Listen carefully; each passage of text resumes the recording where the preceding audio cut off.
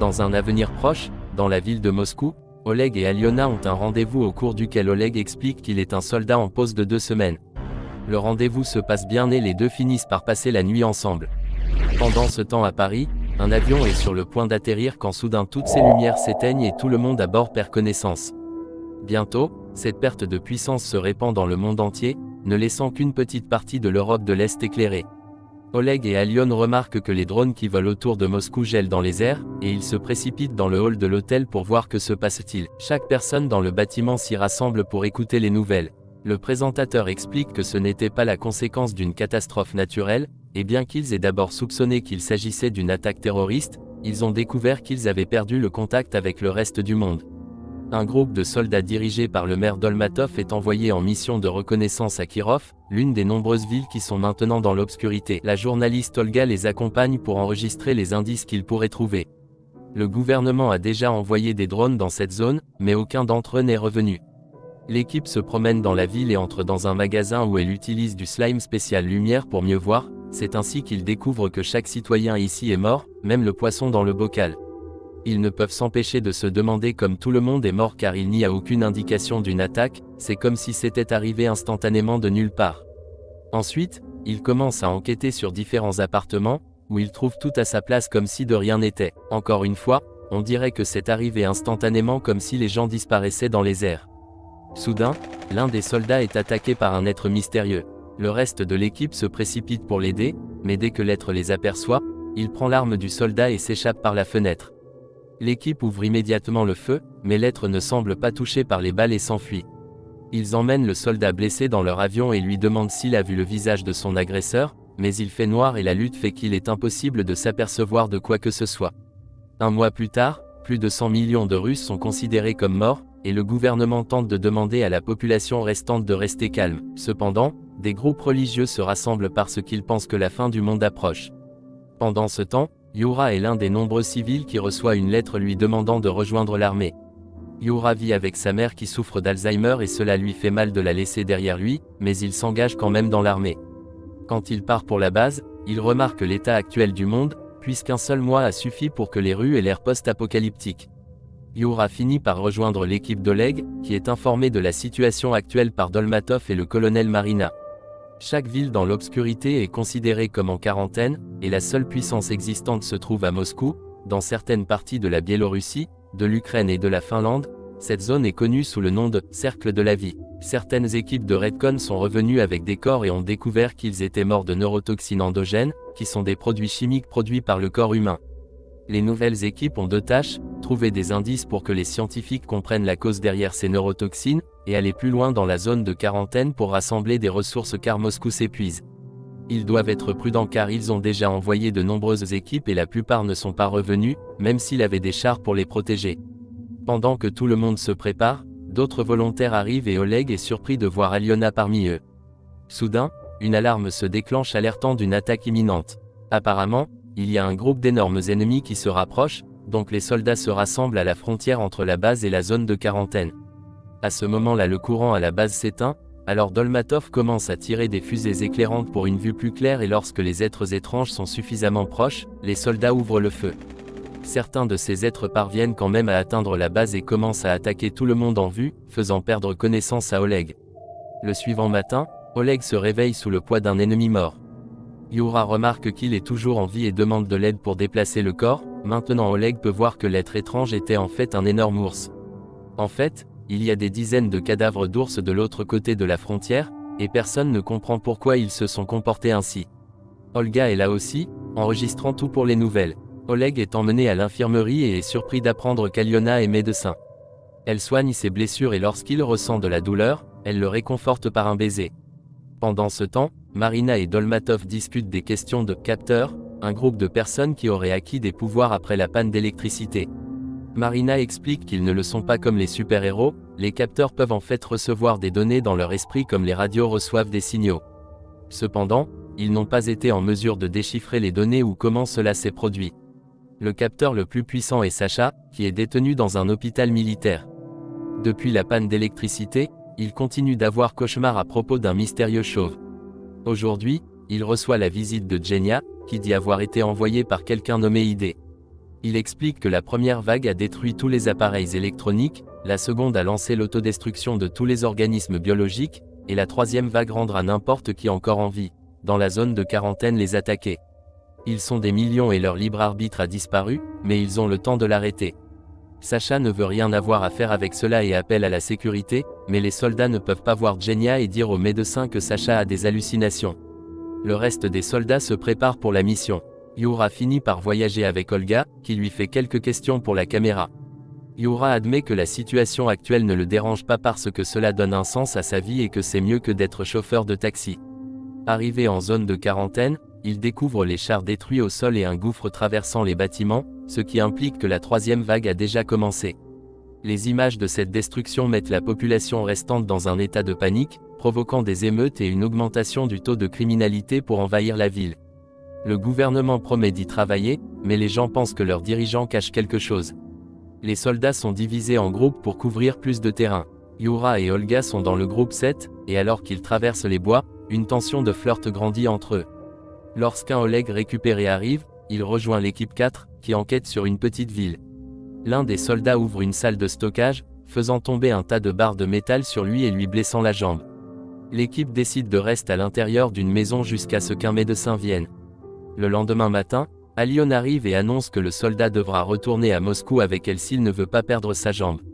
Le groupe 7 a également passé la nuit dans un appartement, et pendant qu'ils prennent le petit déjeuner, Yura remarque quelque chose de bizarre à propos d'un magasin. Il vérifie l'enregistrement d'Olga et confirme que les portes n'étaient pas ouvertes quand ils arrivaient. Yura et quelques soldats entrent dans le magasin et trouvent des preuves que quelqu'un était là, alors ils décident de mettre en place des pièges. Ensuite, ils retournent à l'appartement et attendent que les pièges s'activent, cela n'arrive qu'à la tombée de la nuit. Tout le monde se prépare à partir, mais Yura demande à Olga de rester à l'intérieur et lui apprend à utiliser les fusées éclairantes pour demander de l'aide si elles ne reviennent pas. Olga finit par désobéir à Yura et suit quand même l'équipe pour tout enregistrer. À l'intérieur du magasin, il trouve un adolescent blessé par les pièges. Il l'emmène dans l'appartement et essaie de l'aider, mais le garçon réagit en volant un couteau et en tuant un soldat. Les autres tout de suite réagirent en l'abattant. Pendant ce temps, Sacha va prendre l'air sur le toit de l'hôpital et est soudainement surprise par Ide, le type dont Genya lui a parlé. Genya n'avait été qu'une connexion mentale mais Ide est en fait là et veut que Sacha l'aide. Pour le convaincre qu'il sait ce qui se passe, il montre son visage et révèle qu'il n'est pas humain. À ce moment, Marina se présente avec un groupe de soldats pointant leurs armes sur Ide, mais tout à coup, ils tournent tous leurs armes vers Marina. Ide explique qu'il a utilisé ses pouvoirs mentaux pour que les soldats la voient comme Ide et lui comme Marina, donc elle ne devrait rien essayer. Il jure également qu'il est du côté de Marina et l'avertit que des millions comme lui arrivent mettre fin à l'humanité. Quand Marina demande ce qu'il est, Ide dit que les humains le considéreraient comme un dieu. Marina emmène Ide dans son bureau pour l'interroger. Ide explique qu'il était censé commencer un processus d'irradiation alors que la Lune était au-dessus des océans, mais il a fait une erreur. La Lune couvrait cette section de l'Europe, donc elle l'a protégée des radiations. C'est ainsi que le cercle de la vie s'est produit, et tout le monde dans la zone de quarantaine n'est qu'un drone stupide qui attaquera bientôt. La race d'Ide a besoin de la Terre parce que leur propre départ est sur le point de mourir et ils veulent un nouvel endroit avec un soleil pour vivre. Il révèle qu'il y a eu une vague zéro il y a des milliers d'années. Cette vague était la race humaine, qui est en fait une arme biologique envoyée par les extraterrestres pour détruire la population indigène de la planète Terre. Ce sont les peuples autochtones précédents qui ont construit les pyramides et les villes sous-marines parce qu'ils étaient beaucoup plus développés. Les humains sont l'arme biologique parfaite parce qu'ils sont des destructeurs et des colonisateurs, et ils partagent beaucoup d'ADN avec les gens d'Ide, sauf qu'ils ont été dépouillés de toute capacité psychique. Le rayonnement imprévu pousse certaines personnes comme Sacha à les récupérer. Une armée de la planète d'Ide arrive demain mais le frère d'Ide, Ra, est déjà là. Ide n'est pas d'accord avec ses méthodes et veut le retrouver, mais le seul qui connaît l'endroit est Sacha grâce à ses rêves. Pendant ce temps, toutes les équipes sont soudainement attaquées par des humains contrôlés par l'esprit. Les soldats ouvrent immédiatement le feu et font de leur mieux pour établir une ligne de défense, mais l'ennemi arrive en grand nombre et n'a aucun mal à riposter, tuant la plupart des équipes et les obligeant à s'épuiser de munitions. Lorsque l'appartement dans lequel ils se cachent explose, Yura demande à Olga de tirer la fusée éclairante, mais la plupart des équipes font la même chose et il n'y a pas assez de ressources pour les aider toutes. Pour l'instant, les quelques membres restants du groupe 7 attendront sur le toit d'un immeuble pour être hors du portée des attaquants. La conversation de Marina avec Ide est interrompue par un message l'informant de l'attaque, et Ide fait remarquer qu'ils perdent du temps. Les deux, avec Genya et Sacha, s'envolent vers la base, et pendant le voyage, ID explique qu'il est immortel tant que personne ne décide de le tuer. Quand ils arrivent à la base, ID met Sacha en transe et il parvient à dessiner l'emplacement de Ra, qui est un gratte-ciel à Kirov. ID veut mobiliser les troupes restants immédiatement, mais quand Dolmatov voit l'apparence d'ID, il ne sait pas s'il lui fait confiance. À ce moment, un soldat annonce que Moscou est également attaqué et Marina convainc Dolmatov en soulignant ID est leur seul espoir. De retour au groupe 7, ils décident de descendre du bâtiment pour rechercher les équipes qui n'ont pas envoyé de fusées éclairantes. Olga est terrifiée à l'idée d'essayer, alors Yura l'embrasse pour la calmer et l'abaisse doucement. Alors qu'ils marchent dans les rues, ils trouvent quelques civils et tuent eux avant même de leur parler. Olga est contrariée par cela parce qu'ils avaient l'air bien, mais Yura lui rappelle que l'adolescent avait semblé bien au début aussi. Comme pour prouver son point de vue, une nouvelle vague d'humains drones les attaque. Tous les autres soldats meurent mais Yura parvient à combattre les assaillants, se blessant dans le processus. Il court se cacher dans un garage, où il s'occupe de Yura blessure et trouver une voiture avec de l'essence et des clés à utiliser pour s'échapper. À la base, Sacha avoue qu'il a peur d'y aller parce qu'il est sûr que Ra l'a vu pendant la vision, et ID lui permet de rester pour sa sécurité. Lorsque l'équipe de Dolmatov part dans les chars, Marina remarque que Sacha a disparu et fait arrêter tout le monde. À ce moment, une série de roquettes attaque la base et la fait exploser. Marina pointe son arme sur ID, en colère parce qu'il était manifestement au courant, et ID admet que c'est vrai. Cependant, si Sacha avait été avec eux, l'équipe serait morte à la place, et ils n'auraient pas gagné la guerre. Le lendemain matin, Yura et Olga retrouvent Oleg et Alion. Leur équipe a également peu de membres et ils sont à court de munitions. Heureusement, quelques instants plus tard, l'équipe de Dolmatov les trouve et leur demande de rejoindre la mission de tuer Ra. Olga et Aliona devront venir car il n'y a pas de base à envoyer eux. Quelques heures plus tard, l'équipe arrive à Kirov. Dolmatov est surpris qu'il ne soit pas attaqué, et ID explique que Ra pense qu'il est mort à la base. Les rues sont bloquées par les humains drones, et il y en a quelques-uns qui sautent d'en haut avec des bombes. L'armée se contente d'avancer avec le char, tirant ou écrasant tout ennemi qui tente de les arrêter. Quand ils arrivent au gratte-ciel, ID emmène Yura et quelques soldats avec lui sur le toit tandis que tout le monde reste à l'entrée pour se défendre. Le combat est absolument vicieux et ils ne savent pas combien de temps ils pourront continuer, alors Oleg emmène également les civils à l'étage. Après avoir tué tous les ennemis à l'intérieur, ID et les soldats rencontrent Ra sur le toit. Yura essaie de l'attaquer, mais Ra le repousse simplement et le laisse suspendu au bord.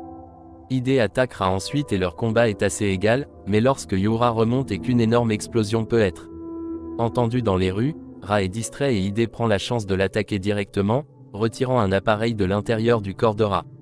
Yura coupe immédiatement et met une grenade dans le trou résultant, tuant finalement Ra. Maintenant, ID peut utiliser ses pouvoirs pour libérer tous les humains contrôlés. Il annonce que la prochaine étape est de tuer les extraterrestres qui arrivent dans le vaisseau spatial, puisque les humains sont faits pour tuer après tout. Genya ne comprend pas pourquoi ID ne les a pas avertis de tout cela avant que la panne ne se produise, et Aliona et Marina protestent contre la façon dont ID utilise les humains. Quand ID dit qu'il est le dieu que les humains méritent, Genya l'attaque avec un couteau, mais ID utilise ses pouvoirs pour lui faire tuer Marina à la place. Furieux, Oleg tente également d'attaquer ID, mais Yura prend sa défense, soulignant qu'ID est le seul espoir qu'ils ont contre l'invasion imminente.